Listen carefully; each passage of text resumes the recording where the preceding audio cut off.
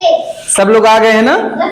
चलिए, आज का जो चैप्टर है वो बहुत ही इंपॉर्टेंट है, क्योंकि ये जो नियम आप पढ़ने चल रहे हैं गणित का, ये आपको लगभग आगे चाहे जितना पढ़ेंगे लगभग सभी गणित में ये काम देगा।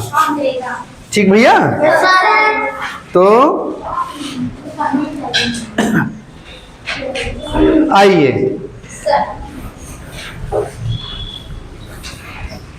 एक नियम इसके पहले आपने पढ़ा है गणित के बहुत सारे प्रश्नों को हल करने के लिए, जिसको हम कहते हैं हिंदी में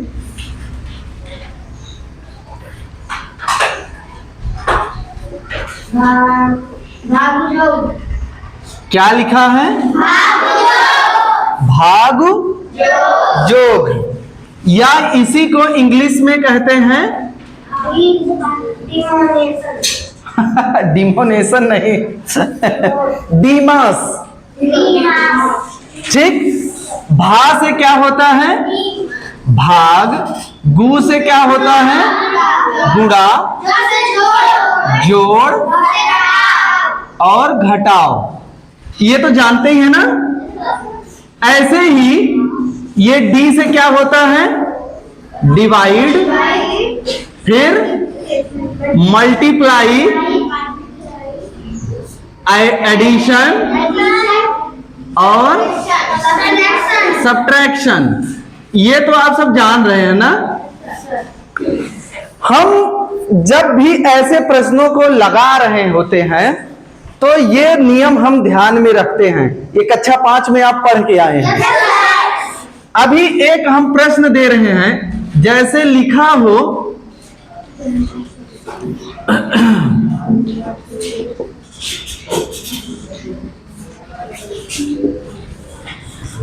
इसको हम कैसे हल करेंगे? सबसे पहले हम किसको हल करेंगे? इसको हम हल करते हैं, मतलब 15 ऐसे रहने देते हैं। इसको हल किए तो ये क्या हो गया? ये 5 हो गया, ये ऐसे ही रहेगा। अब किसको हम हल करेंगे? गुणा कर रहे हैं, तो कौन कौन है गुणा? ये जरा बताइए भैया, ये कितना हो गया? 75। अब किसका किसका होगा? जोड़ किस में होगा?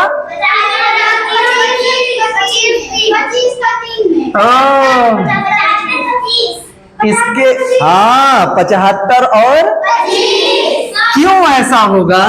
क्योंकि ये 75 भी हमारा धनात्मक पूर्णांक है और ये 25 भी हमारा धनात्मक पूर्णांक है। धनात्मक से धनात्मक में जोड़ होगा, ये ध्यान में रखिएगा। अगर कोई ऋणात्मक, मान लीजिए यही हम एक और लगा दिए होते ऐसे, तो ये भी रहता साथ में, ठीक है ना? ये भी रहता साथ में। अब क्या होगा कि धनात्मक का धनात्मक से मतलब 75 धन 25 ये होगा, और ऋण 3 ऋण 7 इसका भी होगा। अगर ये होता तो खैर, यहां 25 और 75 मिलके क्या हो गया? 100, और ये ऋण 3 ऋण 7 मिलके क्या हो गया? कितना? लेकिन प्लस में माइनस में, ठीक है। और अब जाके इसका हम क्या करते, क्योंकि ये धन है ये ऋण है, अब यहां घटाव होता, 100 में से 10 घट रहा है, तो अब जाके हमें हमारा उत्तर मिला, ठीक है ना। ये हम भली भांति जानते हैं, क्योंकि कक्षा 5 में आप बखूबी पढ़ के आए हैं, ठीक है। लेकिन इसको हम मिटा रहे हैं भैया।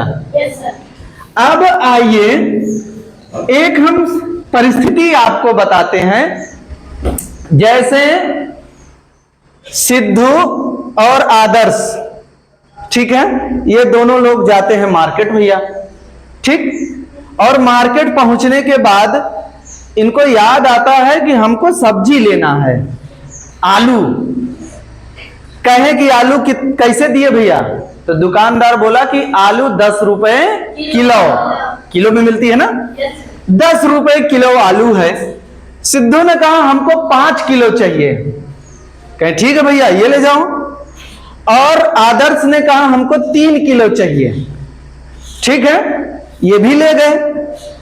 अब सिद्धू और आदर्श दोनों लोग आपस में जोड़ रहे हैं, क्योंकि जो पढ़े हैं उसके आधार पर ये आलू लेते हैं 3 किलो और सिद्धू लेते हैं 5 किलो और गुणा कर रहे हैं, कहें कि 10 के हिसाब से ये दे रहे हैं।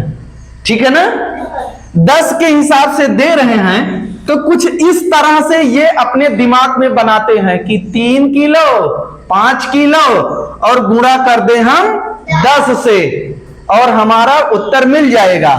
तो अगर अभी हम ये डी मॉस वाला नियम लगाएंगे तो सबसे पहले हमें क्या करना पड़ेगा, इनका इनसे गुणा हुआ तो ये आ गया 50 और ये धन 3 तो पहले ही है। अब जरा बताइए कितना होगा? ये तो 53 हो गया। लेकिन दुकानदार का भैया 53 नहीं होगा।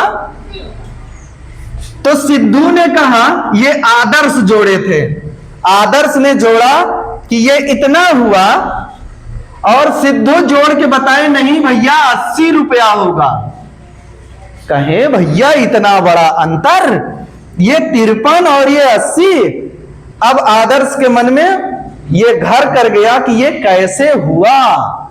अब चलो अभी तो हम आलू ले लेते हैं और चलते हैं घर।